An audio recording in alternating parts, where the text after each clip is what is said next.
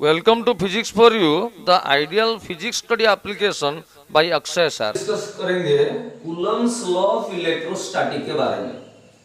ये experimental law होता है, एक उसका प्रूफ नहीं है, एक एक्सपेरिमेंट के वजह से ये लॉ है। पहले हम देखेंगे ये क्यों हम पढ़ेंगे, क्योंकि स्कूल से हम पढ़ चुके हैं कि दो पॉजिटिव चार्ज, ये पॉजिटिव चार्ज, ये दोनों आपस को रिपेल करेंगे। तो रिपेल करेंगे मतलब किसी भी फोर्स में वो दोनों रिपेल करेंगे। ये नेगेटिव है, negative charge, similar charge, negative negative, ये दोनों भी रिपेल करेंगे। तो किसी भी फोर्स में रिपेल करेंगे। ये पॉजिटिव चार्ज है, नेगेटिव चार्ज, ये ऑपोजिट चार्ज, ये दोनों अट्रैक्ट करेंगे, किसी फोर्स में अट्रैक्ट करेंगे। तो कितना फोर्स में अट्रैक्ट करेंगे या रिपेल करेंगे हमको कूलम्स लॉ बताएगा। तो कूलम ने बताया कि एक पार्टिकल है, उसका चार्ज है Q1। आप पहले समझिए, मैं उसके बाद आपको ऊपर नोट्स दे दूंगा। ये एक पार्टिकल है, उसका चार्ज है Q2। देखिए मैं पार्टिकल बोल रहा हूं, I am not telling about the body, charge body, because particle क्या होता है, छोटा होता है और एक कॉन्सेंट्रेटेड चीज होता है।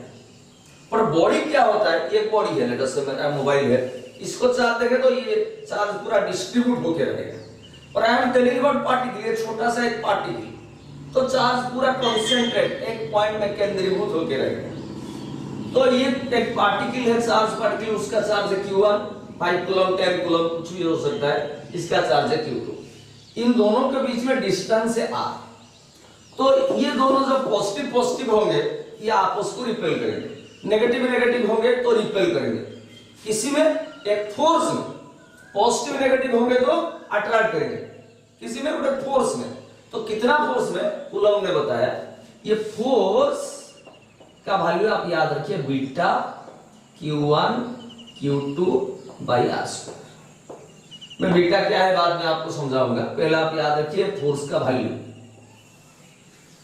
where F is electrostatic force. Electrostatic force मतलब चार्ज पार्टिकल जब रेस्ट में होगा तो ये फोर्स, ये फॉर्मूला आपका एप्लीकेबल होगा, यानी कि ये लॉ अप्लाई होगा।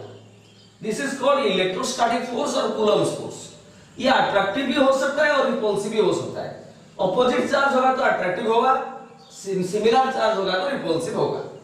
तो देखिए इलेक्ट्रोस्टैटिक फोर्स का वैल्यू है beta Q1 Q2 by R²। तो अभी हम लॉ लिखेंगे, तो क्या है, हम ऐसे बताएंगे, the electrostatic force of attraction और रिपल्शन बिटवीन टू चार्जेस, देखिए, is directly proportional to Q1 Q2। That means the product means गुना, product of their charges and inversely proportional to the square of the distance between them. माने देखिए that मतलब F proportional to Q1 Q2। आप ये याद रखेंगे, only ये चीज याद रखेंगे तो आराम से आप लिख सकते हैं। F proportional to Q1 Q2, proportional means directly proportional, और इनवर्सली प्रोपोर्शनल टू R²। देखिए but directly proportional to 1 by R²। It implies F totally proportional to Q1 Q2 upon R²। It implies F is equal to some constant beta Q1 Q2 upon R²। तो जो चीज मैं बोला था इसी को याद रखेंगे और इससे हम लिखेंगे। तो क्या लिखेंगे, the electrostatic force of attraction और repulsion between two charges is directly proportional to the product means guna into product of their charges and inversely proportional to the square of the distance between them। ये distance mathematically F proportional to Q1 Q2, proportional नीचे proportional 1 by R² implies F proportional to Q1 Q2 upon R² implies F is equal to beta Q1 Q2 upon R²।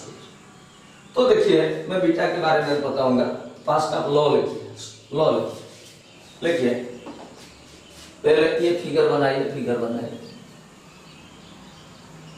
ये figure बनाएंगे।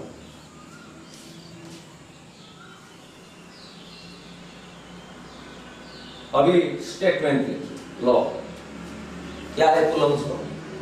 देखिए तो electrostatic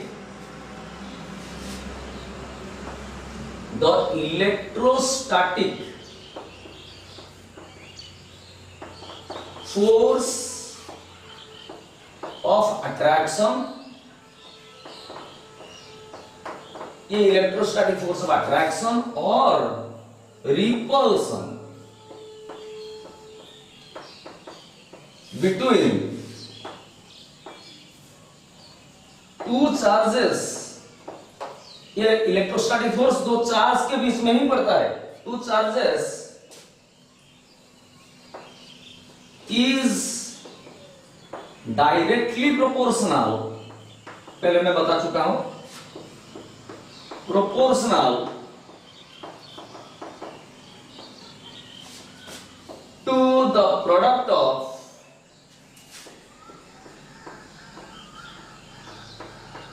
their charges, THEIR, their charges। ये force दो charge के product के साथ directly proportional, इधर देखिए प्रोडक्ट के साथ directly proportional, charges and inversely proportional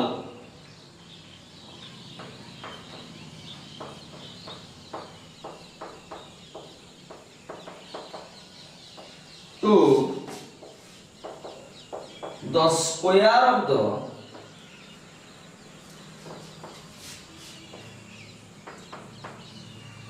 distance और separation आप लिख सकते हैं distance between them। between them का मतलब क्या है?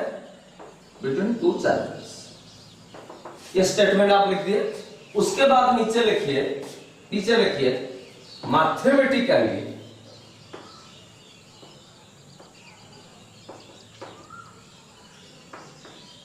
कॉमा, ये लिखिए F directly proportional to Q1 Q2 में जैसे लिखा ये वाला, फिर प्रोपोर्शनल के नीचे proportional 1/r² implies F proportional to total Q1 Q2 upon r²। it implies F is equal to beta Q1 Q2 upon r²। अभी ये बीटा के बारे में हम देखेंगे, तो बीटा के बारे में हम देखेंगे।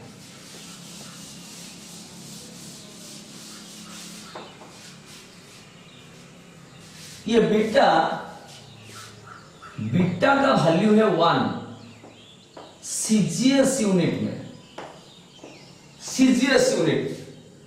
तो बीटा का वैल्यू हम कहेंगे 1/4 पाई एप्सिलॉन 0 और एप्सिलॉन नॉट। एप्सिलॉन क्या होता है? ये परमिटिविटी, एयर का परमिटिविटी को हम एप्सिलॉन डिनोट करते हैं। परमिटिविटी एक इलेक्ट्रिकल प्रॉपर्टी होता है। बीटा का वैल्यू 1/4 पाई एप्सिलॉन 0। सो ये एसआई सिस्टम में, एसआई यूनिट में, सो बीटा का वैल्यू सीजीएस में 1 पकाएंगे तो इन सीजीएस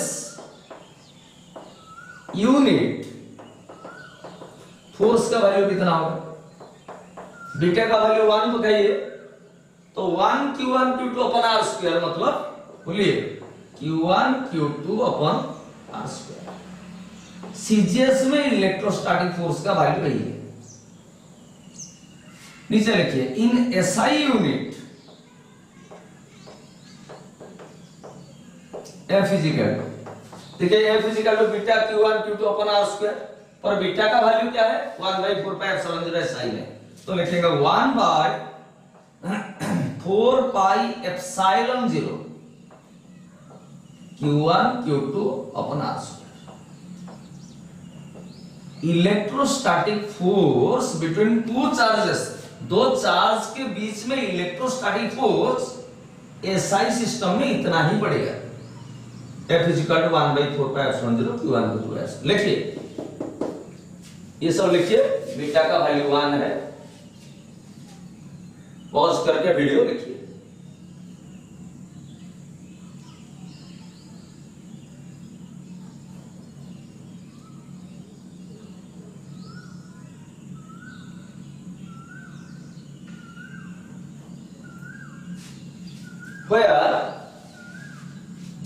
ऐसे लिखिए,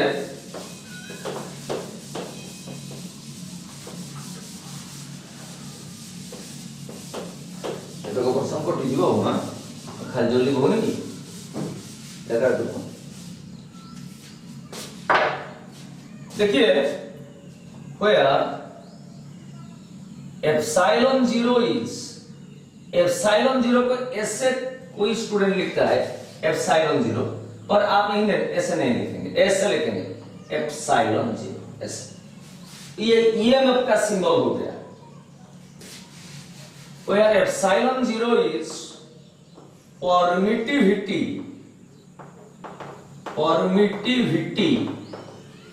ऑफ एयर मीडियम और वैक्यूम।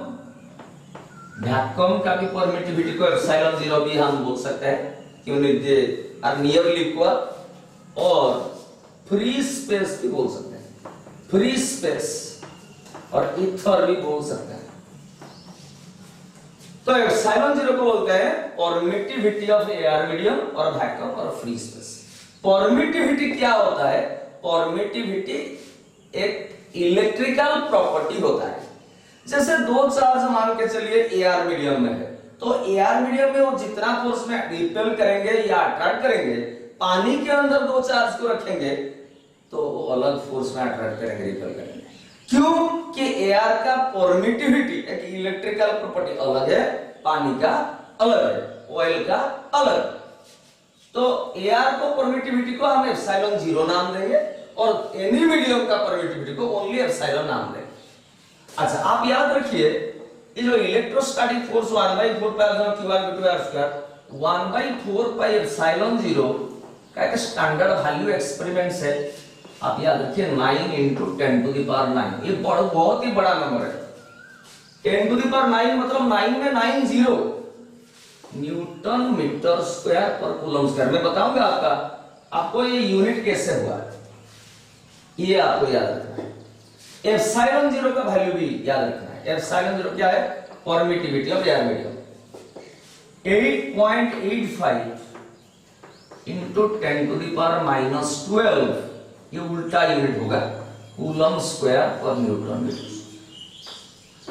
ये चीज आपको याद रखना है, ये लिखिए।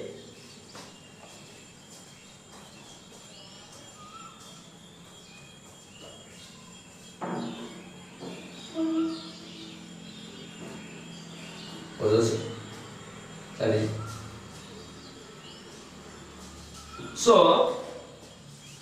तो दो चार्ज, हम देखें कि दो पार्टिकल, चार्ज पार्टिकल, इसका चार्ज q1 इसका चार्ज q2, उसके बीच में डिस्टेंस है r। यदि एयर मीडियम में रहेंगे, तो दोनों के बीच में कितना इलेक्ट्रोस्टैटिक फोर्स पड़ेगा? 1/4 pi epsilon zero q1 q2/r²। ठीक है, air medium. What is epsilon zero?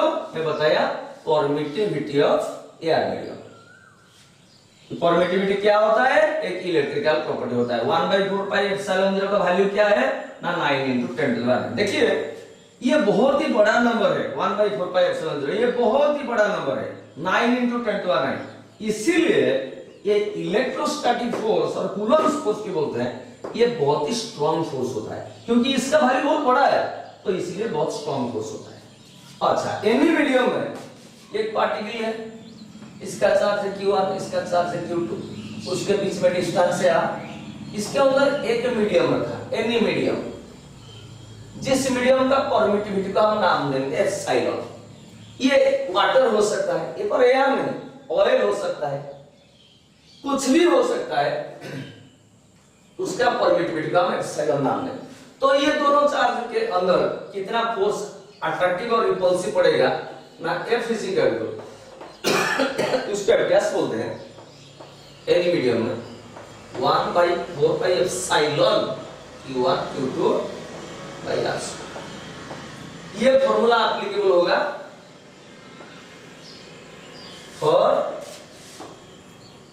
Any medium, force का फॉर्मूला है, और ये फॉर्मूला एप्लीकेबल होगा फॉर एयर मीडियम। अभी एप्सिलॉन क्या है वो यार, epsilon is permittivity of any medium, permittivity of any medium. जैसे एप्सिलॉन 0 को बोलेंगे परमिटिविटी ऑफ एयर मीडियम, वैसे एप्सिलॉन को बोलेंगे परमिटिविटी ऑफ एनी मीडियम। अभी हम इसके बारे में और चर्चा करेंगे, लिख दीजिए।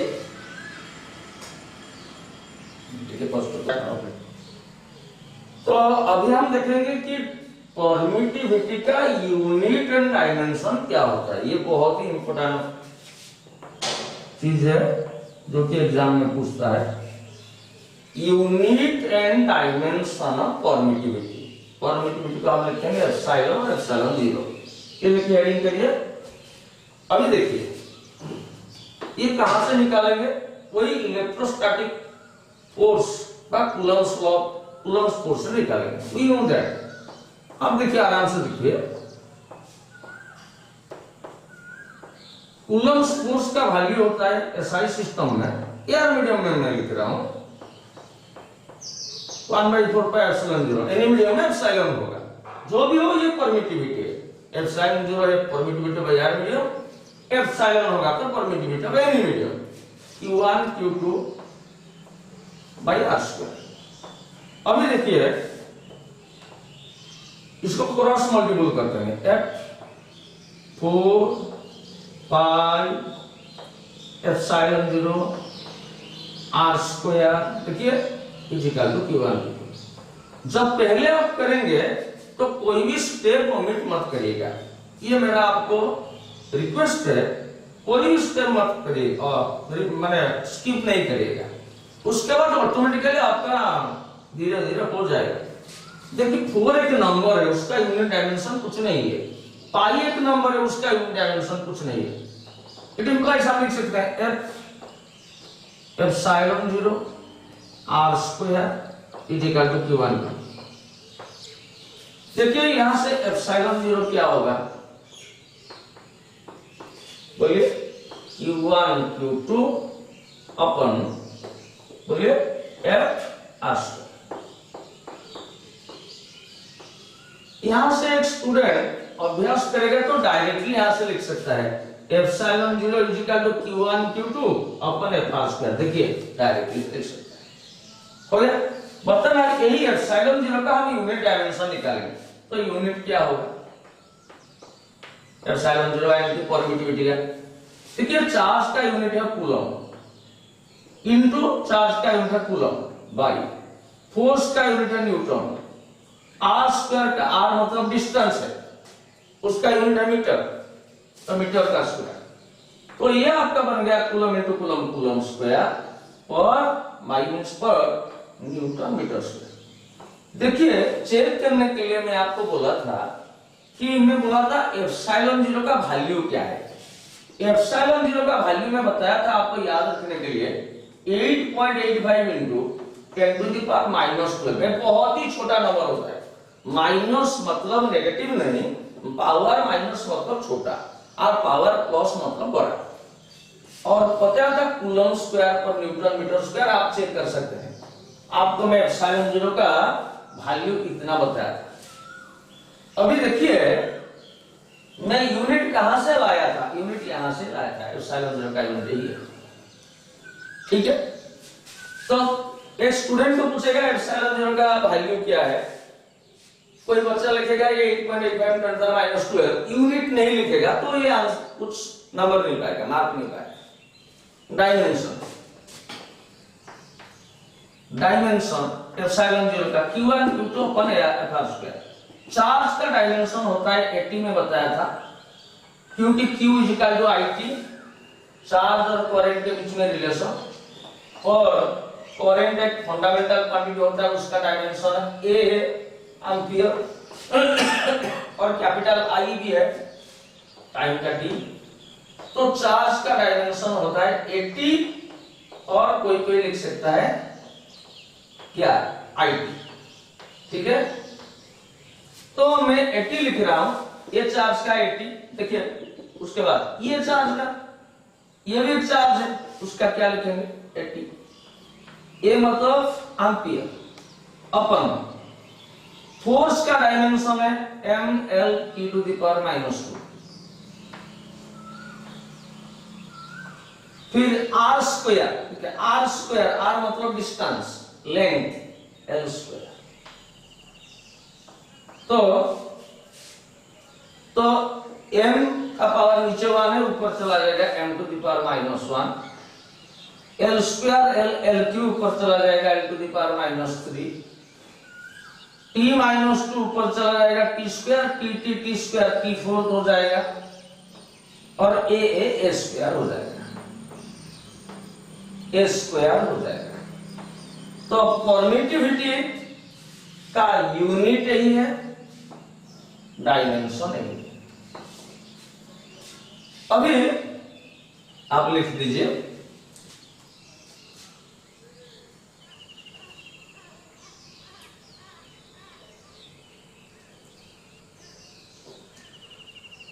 ठीक है,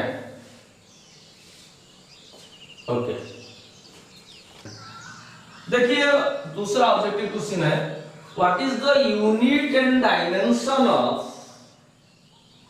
लिखिए permittivity of air medium, the only permittivity, only permittivity, what is the unit and dimension of permittivity.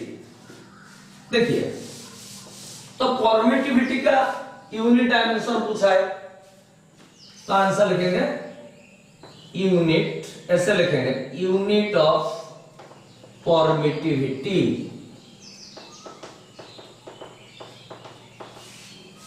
Epsilon by epsilon 0, जो भी लिख सकते हैं। तो परमिटिविटी का यूनिट क्या है,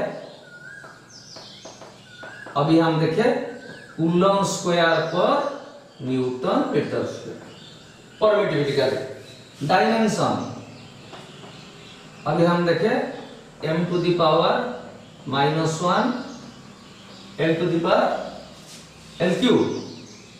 T4 स्क्वायर। यदि आपको याद नहीं, आप फटाफट इसको निकाल सकते हैं। देखिए F = 1/4πε0। देखिए क्विकली कैसे करेंगे, Q1 Q2 अपन r², 4π का कुछ नहीं है, क्रॉस मल्टीपल कीजिए, F ε0 r² Q1 Q2, ε0 क्या होगा Q1 Q2 अपन Fr²। तो यूनिट के हिसाब से चार्ज का कूलम, तो कूलम स्क्वायर है, फोर्स का न्यूटन, r² मीटर स्क्वायर, ये हो गया। और डायमेंशन देखिए चार्ज का 80, ये 80 क्या हो गया a² E² अपन फोर्स का क्या है mL⁻⁻2, और r² का क्या है L²। तो अभी आप ऊपर उठाइए, m का पावर 1 है, ऊपर चला जाएगा m⁻⁻1, L² L³ है, ऊपर चला जाएगा L⁻³ T-2 ऊपर चला जाएगा T², ये T², ये T4 और a²। तो शायद मैं रॉन्ग लिखा, m⁻⁻1 ठीक है, L⁻⁻3। तो मेरे आपको कहना यही है कि जब भी क्वेश्चन आएगा, ये डायमेंशन और यूनिट के लिए आप रफ में और साइड में, रफ मतलब ये साइड में, ये निकाल कर आंसर इधर लिखिए, ये मेरा आपको रिक्वेस्ट है, ठीक है। देखिए एक छोटा सा ऑब्जेक्टिव क्वेश्चन आएगा, what is the value of permittivity of air medium. तो हम सीधा डायरेक्टली आंसर करेंगे, परमिटिविटी ऑफ एयर मीडियम का वैल्यू क्या है, हम लिखेंगे ε0 परमिटिविटी आप जानते हैं कि ε0 होता है, और एयर मीडियम का ε0 होता है 8.85 इंटू 10⁻⁻12 कूलम स्क्वायर पर newton metre. This is the answer. आप आंसर इतना लिखोगे तो फुल मार्क पाओगे।